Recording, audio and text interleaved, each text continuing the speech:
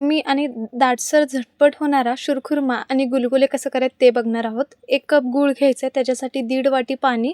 तर हे साईडला ठेवूया गूळ भिजण्यासाठी. तोपर्यंत मी इथं शुरखुरमाची तयारी करते. 1 लिटर दूध घ्यायचं आहे. दूध चांगल्या प्रकारे उकळवून घ्यायचं आहे. तर हे साईडला ठेवायचं आहे. तूप टाकलेले 3 चमचे इन्स्टंट शुरखुरमा मिक्स घेतलेलं आहे ते टाकायचं आहे. कलर चेंज होईपर्यंत परतून घेऊया. गरम केलेलं दूध यामध्ये ॲड करायचं आहे. चवीनुसार 4 चमचे साखर टाकायचं आहे आणि एक 10 ते 15 मिनटं हे शुरखुरमा शिजवून घ्यायचं आहे. अशा प्रकारे आपला शुरखुरमा तयार आहे. त्याच्यानंतरनं गूळ आणि पाणी गाळून घ्यायचं आहे. त्याच्यामध्येच गव्हाचं पीठ 2 वाटी, सोडा 1/4 चमचा, मीठ चवीनुसार टाकायचं आहे. बारीक रवा 3 चमचे टाकायचे, खसखस 1 चमचा टाकून अशा प्रकारे हे पीठ बनवून घ्यायचं आहे.